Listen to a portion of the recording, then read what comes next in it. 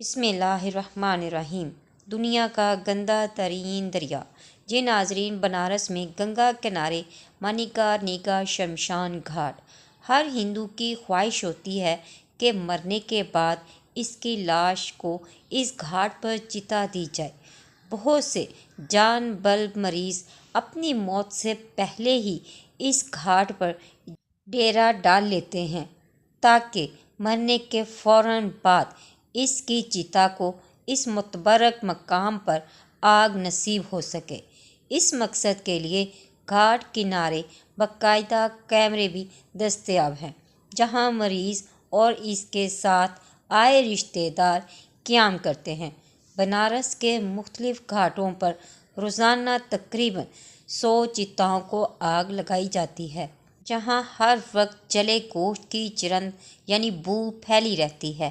لکڑی مہنگی ہونے کی وجہ سے بعض اوقات چتا کو جلانے والے متوفی کے لواحقین جانے کے بعد لکڑی بچانے کے لیے ادھ جلی لاش کو ہی کھینچ تان کر گنگا ورد کر دیتے ہیں، جہاں اکثر آدھ جلی لاشیں پانی میں تیرتی نظر آتی ہیں۔ بعض اوقات کنارے سے لگ جانے والی لاشوں کو کتے بھنورتے ہیں۔ ان لاشوں کی راکھ گنگا میں بہا دی جاتی ہے اور اسی پانی میں یاتری خود کو غوطے دے کر اشنان کرتے ہیں اور اپنے پاپ دھوتے ہیں۔ اس مقام پر گنگا دنیا کا غلیظ ترین دریا بن چکا ہے۔ بنارس کے یہ چتا گھاٹ زمین پر جہنم کا منظر پیش کرتے ہیں، جہاں کہیں ارتھیاں پڑی ہوتی ہیں تو کہیں چتا میں مردے کی لاش آگ سے اکڑ رہی ہوتی ہے۔ مردوں کو حوالہ آگ کرنے کی تاریخ بہت پرانی بتائی جاتی ہے، اتنی ہی پرانی جتنی انسان گمراہیوں کی تاریخ پرانی ہے۔ پرانے زمانے میں لکڑیاں جمع کی جاتی تھیں، انہیں سلگایا جاتا تھا اور بچے ان میں پتا جی کی چتا کو راکھ کر آگ میں پتا جی کی باربیکیو کے بننے کا عمل لائیو دیکھتے تھے۔ کئی فلموں میں بھی سیڈ سانگ کے پس منظر میں یہ سین فلمایا جاتا تھا، جس سے دیکھ دیکھ کر نرم دل خواتین خون کے آنسو بہاتی تھیں، جبکہ سخت دل مرد حضرات مگرمچھ کے آنسو۔ مگر پھر جب دنیا ماڈرن ہوئی اور اس عمل سے فضائی آلودگی میں اضافہ ہونے لگا اور جنگلات کو خطرہ محسوس ہوا تو اس کام کے لیے بھی جدید ٹیکنالوجی استعمال کی جانے لگی۔ اب برقی انگیٹھیاں اور جدید بھٹیاں انسنریٹر میدان میں آ چکی ہیں اور اب مردے کو سپرد آگ کرنے کا یہ فریضہ گھنٹوں سے کم ہو کر منٹوں میں انجام دیا جا سکتا ہے۔ امریکہ اور یورپ میں کئی کمپنیاں آپ کو مردہ جلانے کی خدمات مہیا کرتی ہیں۔ جدید آٹومیٹک مشینوں میں ماہر کاریگروں کی زیر نگرانی کریمیشن کا سارا عمل طے پاتا ہے اور پسماندگان کو صرف ایک بٹن دبانا ہوتا ہے۔ چند لمحوں میں خود کار نظام کے تحت پتا جی کی چتا ایک طرف سے برقی بھٹی میں داخل ہوتی ہے۔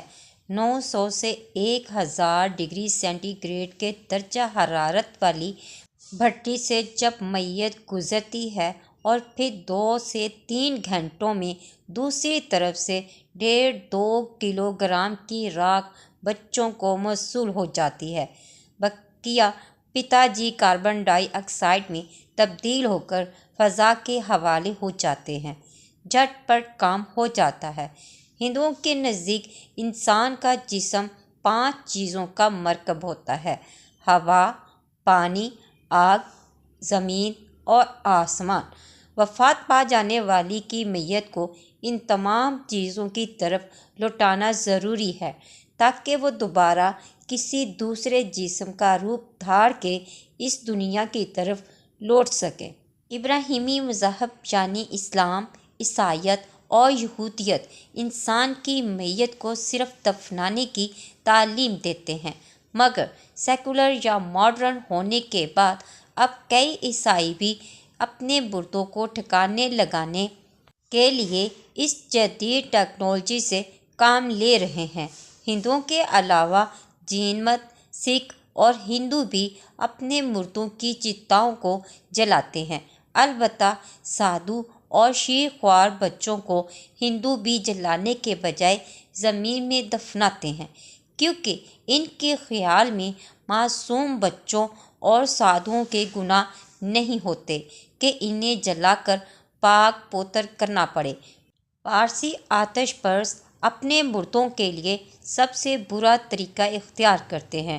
وہ دفناتے ہیں نہ جلاتے ہیں، بلکہ بلند مینار یعنی سائلنٹ ٹاور پر چھوڑاتے ہیں، جہاں پر لاش بھوکے گدھوں اور کووں کی خوراک بنتی ہے۔ ناظرین، ان کا کہنا ہے کہ جب انسان کے جسم میں بدروح حلول کر جاتی ہے تو وہ مر جاتا ہے، یعنی موت نام ہے جسم میں شیطانی روح کے حلول کر جانے کا۔ وہ آگ، پانی اور زمین کو مقدس جانتے ہیں، چنانچہ مقدس اشیاء سے بری شے کا چھونا مناسب نہیں، لہٰذا لاش کو دفنایا جا سکتا ہے، نہ جلایا اور نہ پانی میں غرق کیا جا سکتا ہے۔ اس کا صرف ایک حل ہے کہ لاش کو کھلی فضا میں چھوڑ دیا جائے اور وہ وہاں قدرتی طور پر قدرت کے کارندوں کا نوالہ بن جائے۔ ناظرین، اسلام مردہ انسان کی بھی اس طرح عزت کرنے کا حکم دیتا ہے۔ عزت و کرام کا سلوک کرنے کی ہدایت ہے۔ اسے نہلا دھلا کر، صاف کپڑے پہنا کر، خوشبو وغیرہ لگا کر عزت سے اس کی نماز جنازہ ادا کرنے کا حکم ہے اور اسے فرض کفایہ قرار دیا ہے۔ دشمنوں کی بھی لاشوں کا مسئلہ کرنے یا بے حرمتی کی اجازت نہیں۔ قرآن مجید میں اس ضمن میں بڑا واضح بیان ہے۔ اللہ رب العزت سورۃ المائدہ میں فرماتے ہیں کہ جب حضرت آدم علیہ السلام کے بیٹے قابیل نے حابیل کو قتل کر دیا تو وہ بڑا فکر مند ہوا کہ اب میں اپنے اس مقتول بھائی کی میت کا کیا کروں۔ اسے کچھ سمجھ نہ آئی تو اللہ تعالیٰ نے ایک گواہ بھیجا۔ ارشاد ہوتا ہے، ارشاد الہی ہے، پھر اللہ نے ایک گواہ بھیجا جو زمین کھودنے لگا تاکہ اسے بتائے کہ اپنے بھائی کی لاش کو کیسے چھپائے۔ یہ دیکھ کر وہ بولا، افسوس مجھ پر، میں اس کوے جیسا بھی نہ ہو سکا کہ اپنے بھائی کی لاش چھپانے کی تدبیر نکال لیتا۔ اس کے بعد وہ اپنے کیے پر بہت پچھتایا۔ یہ تبصرہ ہے قرآن کا ان لوگوں کے بارے میں جو اپنے مردہ بھائیوں کے متعلق یہ تک نہیں جانتے کہ وہ کیا کریں، کہ وہ کوے سے بھی گئے گزرے ہیں۔ الحمدللہ ہم مسلمان ہیں اور پاکیزہ ہمارا ایمان ہے۔ اللہ نے انسانوں کے لیے قبر کا وہ راستہ منتخب کیا ہے جس سے اس کا بھرم بھی رہ جائے اور اس کی پاکیزگی بھی برقرار رہے۔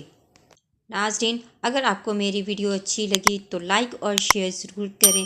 مزید اسلامی ویڈیوز کے لیے میرے چینل کو سبسکرائب کریں۔ ملتے ہیں نیکسٹ ویڈیو میں، فی امان اللہ۔